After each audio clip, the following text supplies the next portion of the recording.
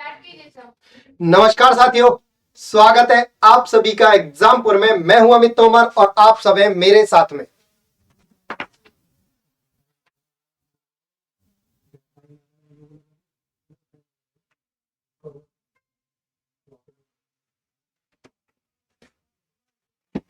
तो जल्दी से आप सभी साथी आ जाइए क्लास में। लाइव क्लास आपकी हो चुकी है और आप सभी का मोस्ट वेलकम है इस सेशन में। तो सबसे पहले तो आप सभी को होली की हार्दिक शुभकामनाएं। तो भाई इस रंग बिरंगे त्योहार की, इस रंगों के पर्व की आप सभी को बहुत बहुत शुभकामनाएं। बढ़िया से मस्त से पढ़ाई कीजिए और मस्ती के साथ होली खेलिए। बिंदास होली खेलिए यार, एक ही बार आती है साल में। पूरे उत्साह के साथ प्यार से गुलाल लगाइए, होली खेलिए, मजे करिए। ठीक है, चलिए तो अब थोड़ा सा पढ़ लेते हैं। तो थोड़ा सा आप मेरे साथ पढ़ भी लीजिए। ठीक है बेटा, चलिए तो स्टार्ट करते हैं। मैं अमित तोमर आप सभी का स्वागत करता हूं एग्जामपुर के टीचिंग स्कूल यूट्यूब चैनल पर। तो जल्दी से सभी साथी आ जाइए फटाफट से और स्टार्ट करते हैं बेटा आज की क्लास को। तो चलिए स्टार्ट करते हैं आज की क्लास। क्या है आज की क्लास, समझिए। आज की क्लास का पहला सवाल आपके सामने ये रहा। पहला सवाल कह रहा है बेटा, हाँ भाई जल्दी से आ जाओ सभी साथी क्लास में। पहला सवाल क्या कह रहा है भाई? पहला सवाल आपके लिए कह रहा है, भारत का पहला मिशन चंद्रयान कब लॉन्च हुआ? जल्दी से कमेंट करके बताइए, भारत का पहला मिशन चंद्रयान कब लॉन्च हुआ? 27 अक्टूबर 2007, 28 अक्टूबर 2007 या 22 अक्टूबर 2008 या 23 अक्टूबर 2007? तो जल्दी से कमेंट करके बताइए बेटा। इस सवाल का राइट आंसर हो जाएगा 22 अक्टूबर 2007 को भारत का पहला, यानी चंद्रयान अपन दो लॉन्च कर चुके हैं। एक हमने कब किया था वो भी कमेंट करके बताइए। कमेंट बॉक्स में आपको बताना है पहला कब हुआ। 22 अक्टूबर 2008 को हमने लॉन्च किया था। अब आप ये बताइए दूसरा कब लॉन्च हुआ, ये जल्दी से कमेंट करके बताइए। दूसरे के बारे में मैं आपको बता दूं, पहला जो हमने भेजा था ना, यानी ये अपनी अर्थ और ये है अपना मून। इस मून के चक्कर कटाने के लिए भेजा था, यानी यहां से छोड़ा और यहां ऐसे इसके चक्कर काटेगा। नहीं ऐसे नहीं, उल्टा छोड़ दिया मैंने। यहां से छोड़ा ऐसे इसके चक्कर काटेगा। ठीक है, अब जो दूसरा वाला छोड़ा था, दूसरा हमने ऐसे छोड़ा कि एक तो चक्कर काटने वाला गया, यहां से चक्कर काटेगा, और एक बेटा इस पे जाके लैंड करता, मतलब जाके यहां उतरता इसकी सरफेस पे चंद्रमा की पर, और हमें बताता कि क्या चल रहा है। रोवर था वो, लास्ट टाइम पे आके फेल मार गया था। तो आपको बताना यह कि वो कब छोड़ा गया था, यानी चंद्रयान 2 कब छोड़ा गया, ये आपको कमेंट में कमेंट करके बताना है। जल्दी से कमेंट करिए। चलते हैं अगले प्रश्न पे। अगला प्रश्न कह रहा है बेटा, ब्रह्मपुत्र नदी भारत में प्रवेश करते समय किस स्थान पर यू टर्न लेती है? जल्दी से बताइए, ब्रह्मपुत्र नदी भारत में प्रवेश करते समय किस स्थान पर यू टर्न लेती है? जल्दी से कमेंट करके बताओ फटाफट से, किस स्थान पर यू टर्न लेती है? ऑप्शन है कुला कांगड़ी, लुम्पो गांगरी, नामचा बरवा, नोईजिंग का कांगसांग। जल्दी से बताइए राइट आंसर यहां क्या हो जाएगा भाई? फटाफट से कमेंट करके बताइए यहां राइट आंसर क्या होगा बेटा। अगर यहां बात करें तो यहां जो राइट आंसर हो जाएगा वो कौन सा हो जाएगा बेटा? वो हो जाएगा कौन सा? नामचा बारबा, अरुणाचल प्रदेश। नामचा बारबा जो कि एक चोटी है, इस चोटी के ऐसे यू टर्न मारती है बेटा, चोटी के इधर जाके और ऐसे यू टर्न मारती है। कौन सी नदी? ब्रह्मपुत्र नदी। तो यह राइट आंसर कहां है? ये नामचा बारबा, ये बेटा अरुणाचल प्रदेश में है। नामचा बारबा अरुणाचल प्रदेश की सबसे ऊंची चोटी है नामचा बारबा। ठीक है साहब, और ग्रेट हिमालय की सबसे कौन सी चोटी है? पूर्वी चोटी भी है। ठीक है साहब, अरुणाचल प्रदेश में मौजूद है। और ये ब्रह्मपुत्र नदी यहां से यू टर्न लेके भारत में एंटर करती है। ब्रह्मपुत्र नदी की बात करें तो ब्रह्मपुत्र नदी को बेटा, तिब्बत की बात करें, देखो तिब्बत में ब्रह्मपुत्र नदी को तिब्बत में कहा जाता है सांगपो, सांगपो। ठीक है, अरुणाचल में कहा जाता है इस ब्रह्मपुत्र नदी को देहांग, देहांग नदी, देहांग। सांगपो नदी, देहांग नदी कहां कहा गया? अरुणाचल प्रदेश में। असम में कहा गया बेटा इस नदी को, असम में ब्रह्मपुत्र नदी को कहा जाता है क्या? ब्रह्मपुत्र। असम में इसे ब्रह्मपुत्र के नाम से ही जाना जाता है, ब्रह्मपुत्र नदी। और बेटा बचता कौन सा अब आपका? फिर आती है बांग्लादेश में। तो बांग्लादेश में इस नदी को, बांग्लादेश के अंदर इस नदी को कहा जाता है बेटा क्या? बांग्लादेश के अंदर इस ब्रह्मपुत्र नदी को जमुना के नाम से जाना जाता है। किस नाम से बेटा? जमुना के नाम से, जमुना नदी, यमुना नहीं जमुना। ठीक है साहब, ये इस नदी के 4 नाम है जो आपसे कई बार एग्जाम में पूछे जाते हैं। ठीक है साहब, समझ आया? चलिए आगे बढ़ते हैं अगले प्रश्न की तरफ। निम्नलिखित विकल्पों का विवेचन कीजिए। चलो साहब विवेचन कर ली। पटकाई पहाड़ी, मणिपुरी पहाड़ी, मिजो पहाड़ी, नागा पहाड़ी, इनमें से किन पहाड़ियों को मिलाकर पूर्वांचल पर्वत श्रृंखला का निर्माण होता है? देखो बेटा, अगर बात करूं पटकाई पहाड़ी की तो ये है अरुणाचल प्रदेश में, एपी। मणिपुरी पहाड़ी, मणिपुर यानी एमएन यानी मणिपुर में। मिजो पहाड़ी मिजोरम में यानी एमजेड में। नागा पहाड़ी नागालैंड यानी एनजी नागालैंड में है। आगे बात समझ में? अब अगर आप चारों देखो तो ये चारों राज्य यही तो है बेटा। देखो ये चारों स्टेट अगर मैं बात करूं तो ऐसे ही तो है। देखो यहां अरुणाचल, एपी, एनजी, मणिपुर और ये वाला आपका मिजोरम। तो ये चारों यही तो है, चारों पहाड़ी यही तो है, ऐसे है पहाड़ी। तो ये कौन सा क्या कर रही है? ये बेटा पूर्वोत्तर को सीमा का निर्धारण कर रही है, यानी यहां से बनती है पूर्वांचल पर्वत श्रृंखला। पूर्वांचल पर्वत श्रृंखला का ये चारों पहाड़ी मिलकर निर्माण करती है। तो राइट ऑप्शन कौन सा हो जाएगा? सरकारी ऑप्शन। 1, 2, 3 और चारों सही है, यानी सरकारी ऑप्शन सर राइट हो जाएगा। बताओ बात समझ आएगी नहीं? अरे फटाफट बताओ, समझ आया इतनी बात? चलिए अगर समझ आ गया तो अगले सवाल की तरफ बढ़ते हैं। चलिए अगला सवाल क्या कह रहा है? मध्य प्रदेश में गांधी सागर बांध किस नदी पर स्थित है? जल्दी से कमेंट करके बताइए बेटा। मध्य प्रदेश के अंदर गांधी सागर बांध किस नदी पर स्थित है? जल्दी बताइए।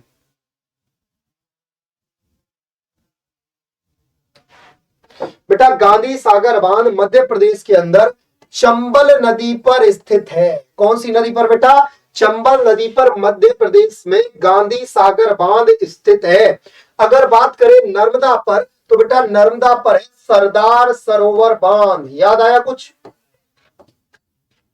सरदार सरोवर बांध, सरदार सरोवर बांध कहां है बेटा? नर्मदा नदी पर। और कहां स्थित है सरदार सरोवर बांध? बेटा गुजरात में स्थित है नर्मदा नदी पर सरदार सरोवर बांध।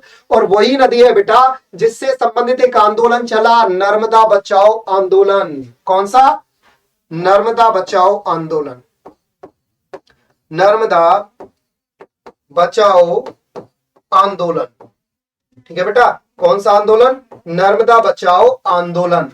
ठीक है भाई। तो अब ये नर्मदा बचाओ आंदोलन, इसमें सरदार सरोवर बांध के बनने का विरोध किया गया। और यहाँ जो मुख्य भूमिका में जो लोग थे वो 2 लोग यहाँ मुख्य भूमिका में थे। कौन कौन थे? एक तो थी बेटा मेघा पाटेकर, मेघा पाटेकर, और एक थे बेटा बाबा आमटे, बाबा आमटे।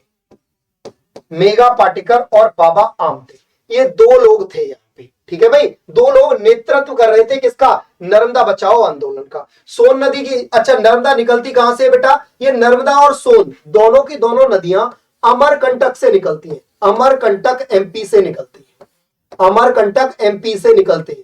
ताप्ती नदी एमपी से निकलती है, चंबल नदी भी एमपी से निकलती है। ठीक है साहब, ये सारी नदियां एमपी की ही नदियां, एमपी से निकलने वाली नदियां हैं। ठीक है जी, चलिए आगे बढ़ते हैं अगले सवाल की तरफ। भारत के कितने राज्यों की सीमा भूटान से लगती है? हाँ भाई, भारत के कितने राज्यों की सीमा भूटान से लगती है? जल्दी से बताइए फटाफट से कमेंट करके। देखो बेटा थोड़ा सा मैप पे आएंगे इस सवाल के आंसर के लिए। देखो ये है आपका कौन सा? ये है हमारा नेपाल। इस तरह से यहां देखो ये तवांग आ गया, ये एपी आया के बाद इस तरह से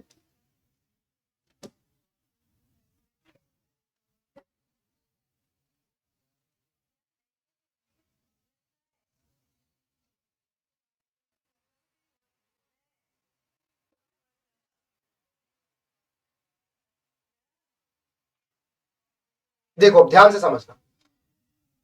बात पूछ रहा है वो किससे? भूटान से। कहां है साहब भूटान? ये रहा भाई भूटान, BH यानी भूटान। ये जो दिख रहा है आपको ये है बेटा सिक्किम। कौन सा किम? सिक्किम। ये वाला कौन सा है? ये नेपाल है, नेपाल। अच्छा उसके बाद यहां से ये वाला स्टेट कौन सा है? ये बेटा WP यानी वेस्ट बंगाल। अच्छा सर, ये वाला कौन सा है? ये है बेटा एपी यानी अरुणाचल प्रदेश। इधर की बात करें तो ये एनजी यानी नागालैंड। इधर बात करें तो ये एमएन यानी मणिपुर। इधर बात करें तो ये वाला है मिजोरम एमजेड। और ये वाला बेटा टीआर यानी त्रिपुरा। इधर हो जाएगा कौन सा? एमजी यानी मेघालय, एमजी मेघालय। और ये बीच वाला है असम। अब आपसे पूछा ये है कि भूटान की सीमा किस किस के साथ लगती है? ये रहा भूटान। देखो भूटान को थोड़ा सा मैं अलग कलर से पोत देता हूं। ये रहा भाई भूटान, ये ग्रीन ग्रीन वाला भूटान। अब भूटान के चारों ओर देखो कौन कौन है। भूटान के चारों ओर की बात करें तो देखो सबसे पहले तो इधर की बात करें तो ये रहा अरुणाचल प्रदेश। भाई एक कौन सा? नंबर एक एपी यानी अरुणाचल प्रदेश। उसके इधर की बात करें तो देखो यहां देखो ये रहा सिक्किम, ठीक। उसके बाद यहां बात करें तो देखो ध्यान से समझना, उसके बाद ये रहा देखो वेस्ट बंगाल। देखो यहां ये रहा वेस्ट बंगाल, ये भी देखो भूटान से मिल रहा है, सिक्किम भी मिल रहा है। और एक ये रहा बेटा कौन सा? असम। एक ये रहा कौन सा बेटा? ये रहा आपका असम। ओह एक सेकंड, ये रहा बेटा असम। तो असम भी सीमा साझा कर रहा है किसके साथ? भूटान के साथ। ठीक है भाई, तो 1 2 3 4 यानी सिक्किम, वेस्ट बंगाल, असम और अरुणाचल प्रदेश। कितने हो गए? 1 2 3 4। तो 4 राज्य हैं जो कि किसके साथ बॉर्डर शेयर कर रहे हैं बेटा? भूटान के साथ बॉर्डर शेयर कर रहे हैं 4 राज्य। कौन कौन से हैं 4? सबसे पहले सिक्किम, सिक्किम है। उसके बाद इधर आ जाओ वेस्ट बंगाल है। आगे बढ़े तो असम है। असम से आगे जाओगे तो अरुणाचल है, एपी है। तो बेटा अगर यहां बात करें जो टोटल दूरी है ये बेटा 699 किलोमीटर, मात्र 699 किलोमीटर की ये लंबाई है। ठीक है, तो ये इतने सारे देश किसके साथ सीधा साझा कर रहे हैं बेटा? भूटान के साथ बॉर्डर शेयर कर रहे हैं। उम्मीद करता हूं आपको बढ़िया से बातें समझ आ गई होंगी। चलिए बढ़ते अगले प्रश्न की तरफ। अच्छा यही एक और चीज क्लियर कर लो वरना दोबारा से मैं बनाना पड़ेगा। यहाँ ये वाला जो है ना, ये वाला है बांग्लादेश, ये बांग्लादेश। और इधर जो कंट्री है ये है बेटा म्यांमार, ये म्यांमार म्यांमार म्यांमार, ये म्यांमार है। और ये बेटा बांग्लादेश, ये वाला बांग्लादेश, ये वाला बांग्लादेश है। अब आप देख सकते हो कि बांग्लादेश के साथ सीमा साझा कौन कर रहा है? म्यांमार के साथ कौन कर रहा है? नेपाल के साथ कौन कर रहा है? सारी क्वेश्चंस आपके क्लियर हो गए होंगे। ठीक है जी, चलिए अब आगे बढ़ते हैं अगले प्रश्न की तरफ। निम्नलिखित कथनों पर विचार कीजिए। क्या विचार करना है जी? उत्तर प्रदेश है, मध्य प्रदेश और राजस्थान है। ठीक है सर। चंबल नदी उपरोक्त में से किन राज्यों से होकर बहती है? तो देखो बेटा चंबल नदी की बात करें तो चंबल नदी जो जनापाऊ पहाड़ी से निकलती है वो है, जनापाऊ पहाड़ी मध्य प्रदेश से तो निकलती है। मध्य प्रदेश से चंबल नदी का ऑरिजिन होता है, यानी एमपी से निकलती है। एमपी से आगे जाकर राजस्थान में चंबल नदी पहुंच जाती है। और चंबल नदी पे राजस्थान में ही चंबल नदी के किनारे एक शहर बसा हुआ है। कौन सा? कोटा शहर। कोटा आपने सुना होगा। कोटा शहर जो है चंबल नदी के किनारे राजस्थान में बसा हुआ है। उसके बाद ये नदी कहां से? चंबल नदी आगे निकलती है और यूपी में आ जाती है। और यूपी के अंदर इटावा में आके यमुना में मिल जाती है। यानी चंबल नदी किसकी सहायक नदी है? यमुना की सहायक नदी है। यूपी के अंदर इटावा में आके यमुना में मिलती है। ठीक है भाई, तो ये तीनों राज्यों में होकर बह रही है। तो ये भी सही, ये भी सही, ये भी सही, यानी 1 2 3। यहां तो कोई ऐसा ऑप्शन ही नहीं। खैर हम बना लेते हैं, यानी यहां मान के चलो सी कोई ऑप्शन होगा तो डी जो ऑप्शन होगा 1 2 व 3, यानी सरकारी वाला ऑप्शन यहां राइट हो जाएगा। ठीक है, सरकारी ऑप्शन यहां राइट आंसर हो जाएगा। बताओ बात समझ में आई कि नहीं? अरे क्लियर हुई बात? चलो जल्दी से अगला सवाल। तब तक जानकारी बैच से संबंधित जानकारी ये है कि यदि आप बेटा यूपी टेट के लिए सक्षम बैच लेना चाहते हैं, यूपी टेट के लिए, तो पेपर 1 के लिए आप लेना चाहते हैं तो ये सारे फीचर हैं। Live class, class PDF, daily practice paper, mock test और जूम सेशन। ये अभी आपको बैच पे 60% के डिस्काउंट पे मिल जाएगा। आपको क्या करना है? बस ETS 60, इसमें आपको कोई भी गैप नहीं देना, मतलब स्पेस नहीं देना और कैपिटल में लिखना है। ETS 60 लिखोगे 60% का डिस्काउंट मिलेगा। 999 रुपए में बैच मिल जाएगा। सेम पेपर सेकंड भी आपको मात्र 999 रुपए में मिल जाएगा ETS 60 कोड लगाने के बाद। यदि आप चाहते हो दोनों पेपर लेना, पेपर 1 भी पेपर 2 भी, तो इन सारे फीचर्स के साथ ये बैच आपको 60% के डिस्काउंट पे ETS 60 कोड लगाने के बाद 1499 रुपए में मिल जाएगा। अभी बात समझ में, ये था आज का बैच के लिए, बहुत जबरदस्त है बेटा। अभी हमने रिसेंटली सीटेट का रिजल्ट आया, बहुत अच्छा रिजल्ट आया हमारा, 120 या 130-35 तक बच्चों के नंबर आए। आप जल्दी से फटाफट से जुड़िए जिन्होंने बैच नहीं लिया है और जुड़ जाइए हमारे साथ। चलिए, अंतर्जल परिवहन व व्यापार प्रोटोकॉल भारत ने किस पड़ोसी देश के बीच में है, जल्दी से बताइए। तब तक आप इसे बताइए, मैं पानी पी लूं।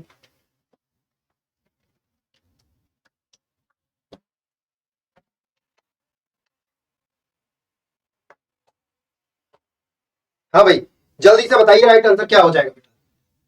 तो हम इसका मतलब समझो पहले, अंतः जल परिवहन व व्यापार प्रोटोकॉल, इसका मतलब क्या है?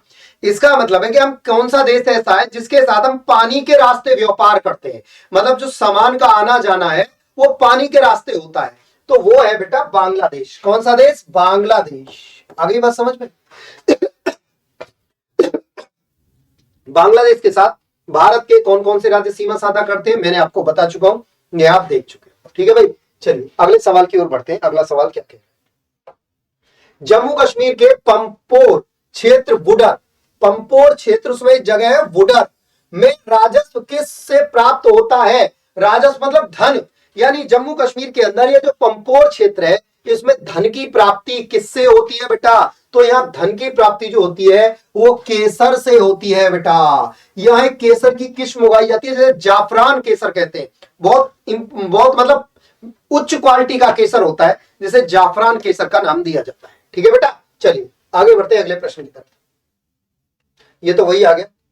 हाँ जी, निम्नलिखित में से भारत की नवीनतम रिफाइनरी तेल शोध कारखाना कहां है? जल्दी से बताइए, सबसे नवीनतम कहां है? सबसे नवीनतम, भारत का सबसे नवीनतम तेल शोध कारखाना कहां है? जल्दी बताइए।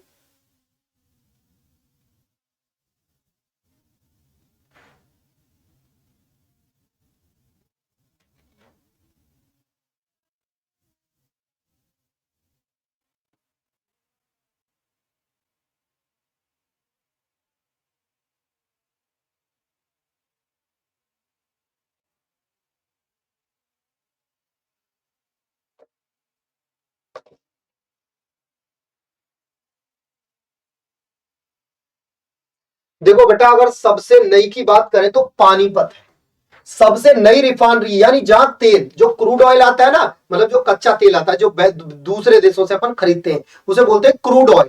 उसमें ऐसे होता है जैसे बिल्कुल काला तेल एकदम कीचड़ जैसा होता है, उसी से फिर पेट्रोल अलग किया जाता है, डीजल अलग किया जाता है, गैस अलग की जाती है, केरोसिन अलग किया जाता है, सब उसी से अलग किया जाता है। ये कहां है? पानीपत में। कब हुई? 2002 में इसकी स्थापना हुई थी। सबसे पुरानी की बात करें तो डिगबोई है बेटा, ये सबसे पुरानी है, सबसे पुरानी।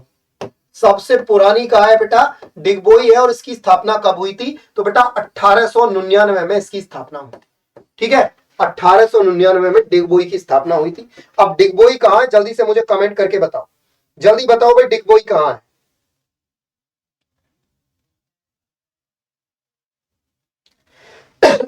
चलो अगला सवाल, निम्नलिखित में से गलत को चुनिए, निम्नलिखित में से गलत को चुनिए, जल्दी बताइए। पहला, बिहार भारत का सर्वाधिक बाढ़ संभावित क्षेत्र है। बिल्कुल सही बात है बेटा, कोसी नदी को बिहार का शोक कहा जाता है, यहां बहुत ज्यादा बाढ़ आती है, बिल्कुल सही है ये तो। अगला सवाल देखिए, भारत का सर्वाधिक सर्वाधिक दक्षिणी भाग इंदिरा पॉइंट तमिलनाडु में स्थित है। नहीं बेटा, यही गलत हो जाएगा। भारत का सबसे दक्षिणी भाग इंदिरा पॉइंट अंडमान और निकोबार में स्थित है। अंडमान निकोबार के भी ग्रेट निकोबार द्वीप पर स्थित है, तो ये वाला गलत हो जाएगा, बाकी ये सब सही है। सिमलीपाल राष्ट्रीय उद्यान उड़ीसा में है, टेटनिस बैक्टीरिया का एक कारण है, ये बात सही है। यानी गलत कौन सा है? क्योंकि हमको गलत ही पहचानना है, तो गलत है बी। भारत का सबसे दक्षिणी बिंदु कहां है?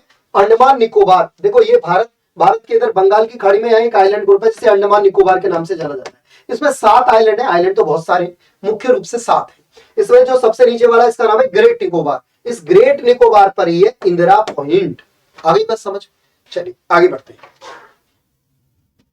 टिहरी बांध का मुख्य स्रोत कौन सी नदी है? हाँ भाई, टिहरी बांध किस नदी से बना है? मुख्य स्रोत कौन सी है बेटा? जल्दी से बताओ। बेटा टिहरी बांध जो है वो सबसे ऊंचा बांध है एक तो भारत का। कहां है? उत्तराखंड में है। भारत का सबसे ऊंचा बांध है भारत का उत्तराखंड के गढ़वाल में है, टेरी गढ़वाल। ठीक है, तो ये है बेटा भारत का सबसे ऊंचा बांध, सबसे ऊंचा बांध है।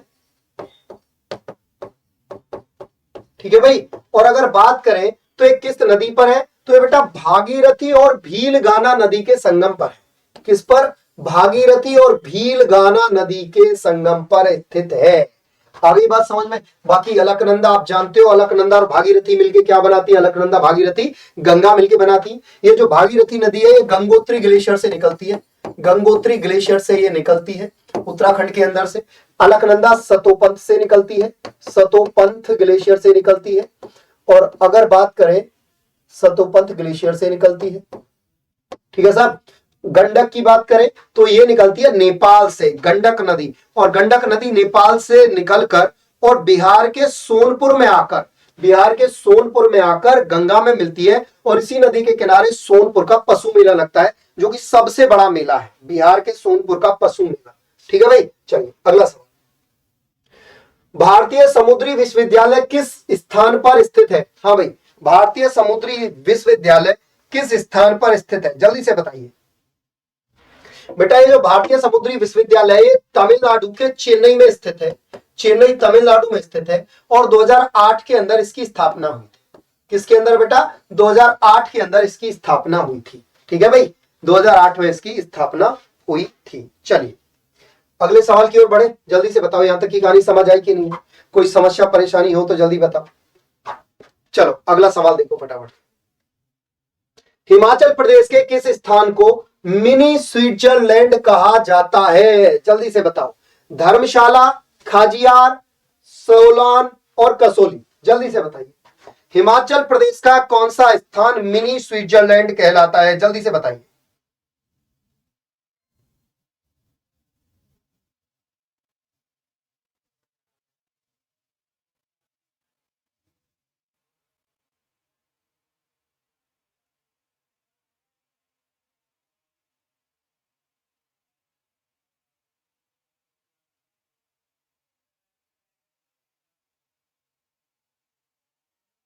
हाँ भाई जल्दी से बताओ बेटा।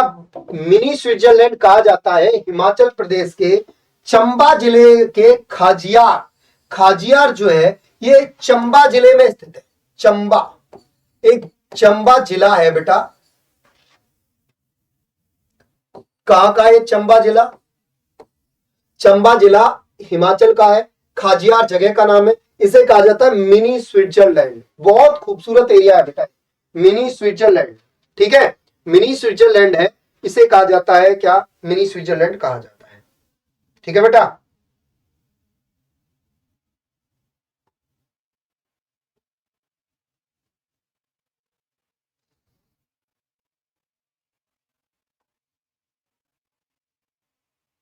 चलो आगे बढ़ो। चलिए सवाल। दक्षिण भारत में स्थित बाबा बूदान पहाड़ियां किस अयस्क के लिए प्रसिद्ध है? दक्षिण भारत में बाबा बूदान की पहाड़ियां किस अयस्क के लिए प्रसिद्ध है? जल्दी से बताओ बेटा, जल्दी से बताइए। दक्षिण भारत में स्थित बाबा बूदान की पहाड़ियां किसके लिए प्रसिद्ध है? जल्दी बताइए फटाफट से। तो बेटा जो बाबा बूदान की पहाड़ियां हैं जो कि दक्षिण भारत में है, वो लौह अयस्क के लिए प्रसिद्ध है। लोहा निकाला जाता है वहां से। और यहां से एक पोर्ट है, कौन सा? New Mangalore port. New Mangalore port से होते हुए जापान को इंपोर्ट किया जाता, एक्सपोर्ट किया जाता है। यहां से जापान को लोहा निकाला जाता है, एक्सपोर्ट किया जाता है। आपको बता दें कि ये बाबा बूदान जो पहाड़ियां हैं ये कहां है? ये बेटा कर्नाटक में है। कहां है? कर्नाटक। कर्नाटक की बात करें तो कर्नाटक जो है वो लोहा, कॉफी और सोना, इन तीनों का उत्पादन बड़े पैमाने पर करता है। आगे बात समझ में? कौन? लोहा, कॉफी और सोने का उत्पादन बड़े पैमाने पर करता है कर्नाटक। कहां है बाबा बूदान पर्वत? तो ये बाबा बूदान की जो पहाड़ियां हैं ये बेटा कर्नाटक के अंदर है। कहां है ये बेटा? कर्नाटक में। उम्मीद करता हूं आपको बात समझ में आ गई होगी। ठीक है साहब, चलिए आगे बढ़ते हैं फटाफट से अगला सवाल। भारत में पवन ऊर्जा तकनीक किस स्थान पर स्थित है? पवन ऊर्जा यानी जहां हवा से बिजली बनाई जाए। चेन्नई, हैदराबाद, बेंगलोर, कोच्चि, जल्दी से बताइए पवन ऊर्जा तकनीक किस स्थान में मौजूद है? जल्दी बताइए।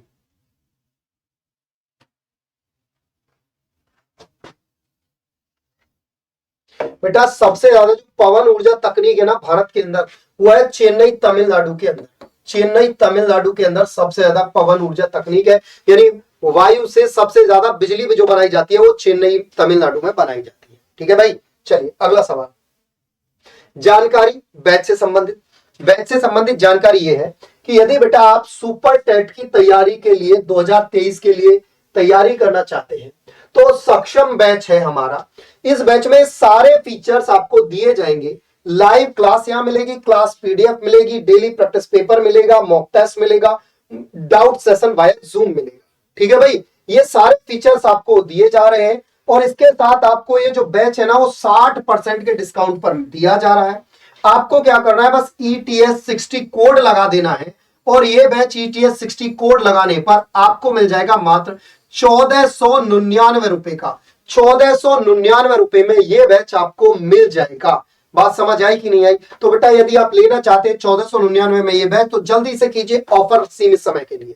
ठीक है भाई, चलिए स्टार्ट करते हैं आगे की कहानी फटाफट से। अगला प्रश्न देखिए, अगला प्रश्न क्या होता है, क्या कृष्णा नदी निम्नलिखित में से किन राज्यों से होकर गुजरती है? कृष्णा नदी निम्नलिखित में से किन राज्यों से होकर गुजरती है? जल्दी से कमेंट करके बताइए। कृष्णा नदी निम्नलिखित में से किन राज्यों से होकर गुजरती है? जल्दी बताइए फटाफट से कमेंट करके। हाँ भाई, कृष्णा नदी निम्नलिखित में से किन राज्यों से होकर गुजरती है? देखो बेटा, अगर कृष्णा नदी की बात करें तो इसे कहा जाता है डायमंड रिवर, यानी हीरक नदी। इसमें डायमंड पाए जाते हैं, डायमंड नदी इसे कहा जाता है, डायमंड नदी। इसे क्या कहा गया बेटा? डायमंड नदी कहा गया क्योंकि इसमें हीरे पाए जाते हैं। और अगर इस नदी की कहानी की बात करें तो कृष्णा नदी जो है ये निकलती है बेटा महाबलेश्वर से। कहां से निकलती है ये? महाबलेश्वर। ये महाबलेश्वर से निकलती है। ये महाबलेश्वर कहां है बेटा? ये महाराष्ट्र के अंदर है, यानी ये नदी महाराष्ट्र से निकलती है। और अगर बात करें तो 1400 किलोमीटर लंबी इसकी लंबाई है। इसकी सहायक नदियों की बात करूं तो तुंगभद्रा, घाटप्रभा, मालप्रभा, कोयना, ये सारी की सारी इसकी सहायक नदियां हैं। महाराष्ट्र से निकलकर ये आ जाती है बेटा कर्नाटक में, कर्नाटका में आगे। कर्नाटका से नदी आगे बढ़ती है तो ये आ जाती है तेलंगाना में, तेलंगाना से आगे निकल के बात करें तो ये नदी आ जाती है महाराष्ट्र, कर्नाटक, तेलंगाना, उसके बाद आंध्रा में जाकर इसका अंत हो जाता है बंगाल की खाड़ी में। ठीक है साहब, तो देखो महाराष्ट्र निकली, महाराष्ट्र से आई कर्नाटक। अब यहां आंध्र प्रदेश दिया नहीं है तो छत्तीसगढ़ में नहीं आती, नहीं आंध्र प्रदेश। तेलंगाना नहीं दिया है तो कोई बात नहीं, वो सीधा महाराष्ट्र, कर्नाटक, आंध्र कर दिया तो राइट आंसर बी हो जाएगा बेटा। राइट आंसर कौन सा हो जाएगा बेटा? बी हो जाएगा। ठीक है साहब, जल्दी से बताओ, बात क्लियर हुई? चलिए, तो अगर बात आपको क्लियर हो गई हो तो चलें अब अगले क्वेश्चन की तरफ। उम्मीद करता हूं बढ़िया से समझ में आ गया। चलिए अगला सवाल देखिए। अगला सवाल क्या कह रहा है? भारत का सबसे बड़ा गन्ना उत्पादक राज्य कौन सा है? हाँ भाई, जल्दी से बताइए, भारत का सबसे बड़ा गन्ना उत्पादक राज्य कौन सा है? जल्दी से कमेंट करके बताइएगा। भारत का सबसे बड़ा गन्ना उत्पादक राज्य कौन सा है? हाँ भाई, जल्दी बताओ।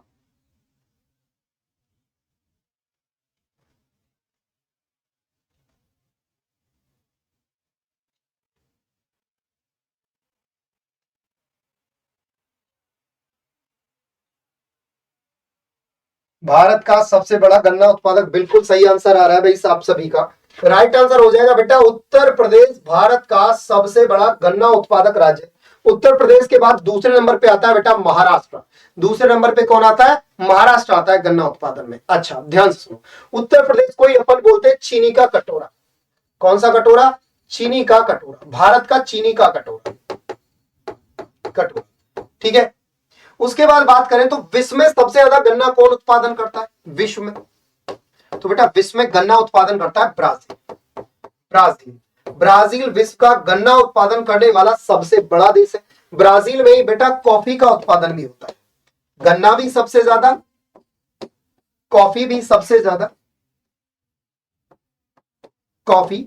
और जो कॉफी के बागान होते हैं ना ब्राजील के अंदर जो कॉफी के बागान होते हैं उन्हें फजिंडा कहा जाता है। उन्हें क्या कहा जाता है बेटा? फजिंडा कहा जाता है। तो ये भी ब्राजील ही करता है सबसे ज्यादा। और सोयाबीन में भी मतलब टॉप उत्पादन कंट्री में सोयाबीन का उत्पादन भी बहुत बड़े पैमाने पर करता है। वही अगर बात करूं तो मीट का उत्पादन भी बहुत बड़े पैमाने पर ब्राजील कर रहा है। चलिए अगला सवाल देखिए, अगला क्वेश्चन क्या है? भारत में सर्वाधिक रबड़ किस राज्य में उत्पादित किया जाता है? हाँ भाई, भारत के अंदर सबसे ज्यादा जो रबड़ है वो किस राज्य में उत्पादन किया जाता है? जल्दी से बताइए।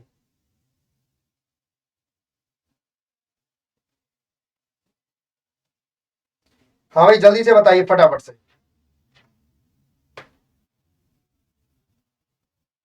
फटाफट से बताइए भाई, जल्दी से।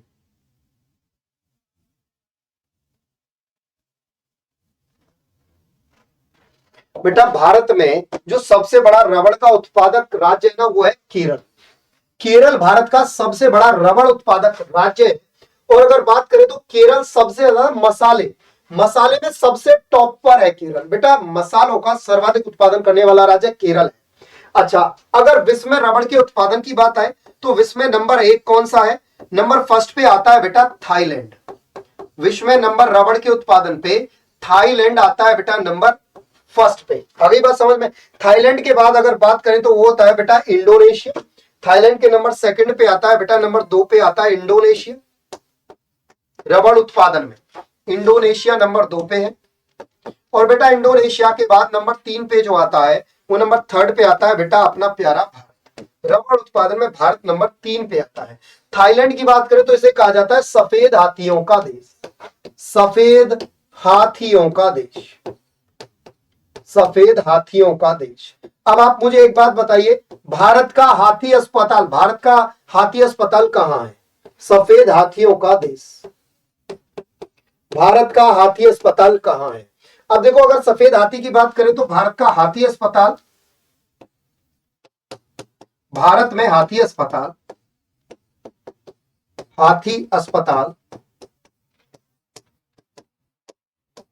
ये है बेटा उत्तर प्रदेश के मथुरा में।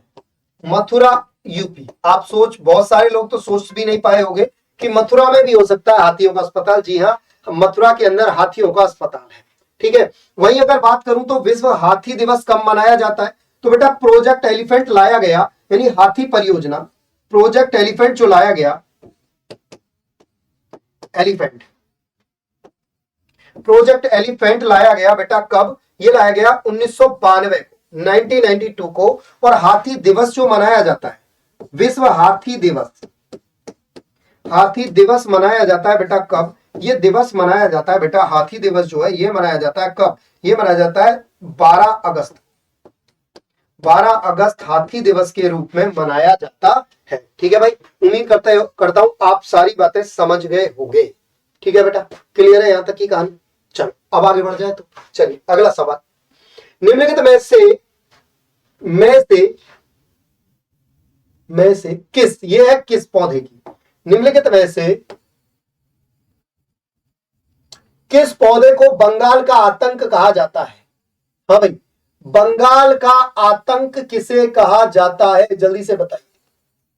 बंगाल का आतंक निम्न में से अरे किस पौधे को, ये हटाना है, यहां आएगा।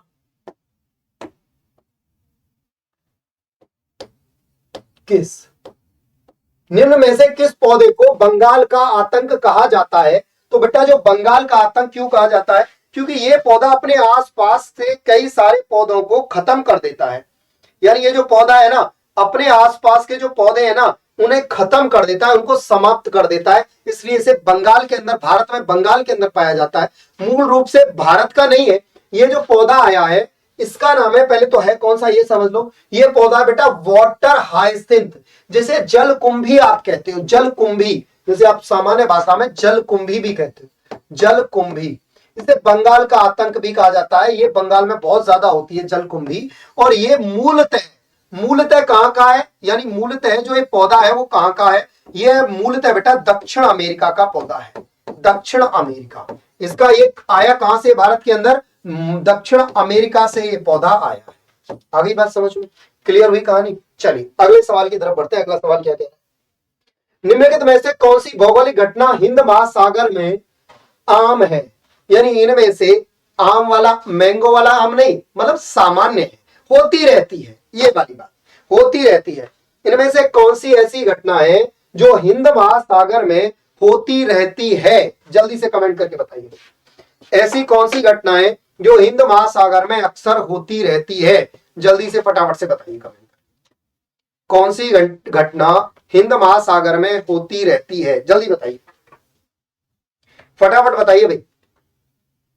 कौन सी ऐसी घटना है जो हिंद महासागर में होती रहती है?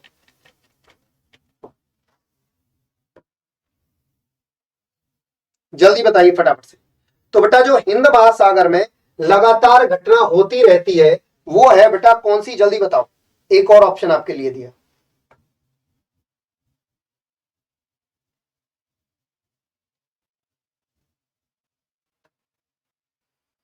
बेटा ये है चक्रवात। हिंद महासागर में चक्रवात आते हैं उड़ीसा की तरफ, बंगाल की तरफ, वेस्ट बंगाल, उड़ीसा, आंध्रा, तमिलनाडु, इन राज्यों में चक्रवातों का बहुत ज्यादा प्रकोप होता है। तो ये घटना चक्रवात में हो चुकी जो घटना है वो हिंद महासागर के भौगोलिक क्षेत्र में होती रहती है।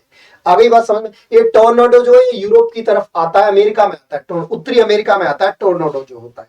ठीक है साहब, आगे बात समझ में। सुनामी नेपाल यानी दक्षिण चीन सागर के आसपास आती है। क्लियर हुई कहानी। हरिकेन एक चक्रवात का ही प्रकार है।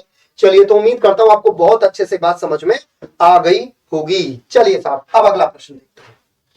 पारादीप बंदरगाह निम्नलिखित में से किस डेल्टा पर स्थित है? हाँ भाई, पारादीप बंदरगाह किस डेल्टा पर स्थित है? देखिए साहब ध्यान से समझिए।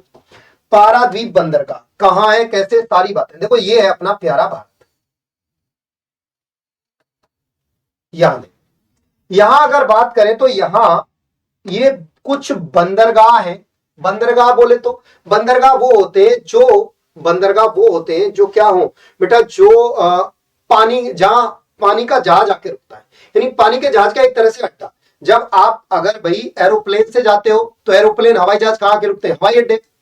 बस कहां के रुकती है? बस अड्डे पे। ट्रेन कहां के रुकती है? रेलवे स्टेशन पे। ऐसे ही पानी का जहाज जहां के रुकता है उसे कहते बंदरगाह या बंदरगाह या सीपोर्ट या पत्तन, जो भी आप नाम देना चाहो। उसने पूछा पारादीप बंदरगाह, तो बेटा पारादीप बंदरगाह किस पर है? रिहंद पर, महानदी पर, बैतरणी पर? तो बेटा ध्यान से सुनो, पारादीप बंदरगाह जो है वो यहां उड़ीसा के अंदर, ओडी मतलब उड़ीसा के अंदर एक नदी है महानदी, यहां स्थित है पारादीप बंदरगाह, पारादीप पोर्ट। तो अगर आपसे पूछा जाए पारादीप बंदरगाह कहां स्थित है, तो बेटा पारादीप बंदरगाह जो है वो उड़ीसा के अंदर महानदी के डेल्टा पर स्थित है। कौन सी नदी? महानदी। महानदी के बारे में बता दें, महानदी जो है छत्तीसगढ़ के धमतरी जिले से निकलती है। महानदी का उद्गम कहां से होता है बेटा? इस नदी का जो उद्गम है यानी जो निकलती है वो धमतरी जिला या सिहावा पहाड़ी, पूरा लिखो सिहावा पहाड़ी। और ये सिहावा पहाड़ी कहां पड़ती है? धमतरी जिले में, धमतरी जिला। और ये धमतरी जिला किसका? छत्तीसगढ़ का। ठीक है साहब, यहां से निकलती है, यहां से निकलकर ये उड़ीसा में चली जाती है और उड़ीसा के संबलपुर में इस नदी पर क्या बना है? सबसे लंबा बांध बना है। इस नदी पर उड़ीसा के संबलपुर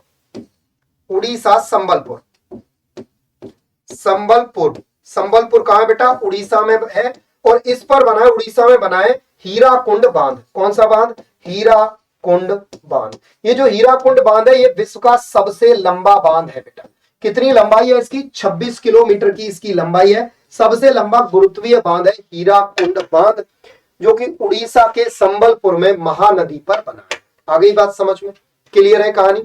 उम्मीद करता हूं आपको बहुत अच्छे से सारी चीजें समझ में आ गई होंगी।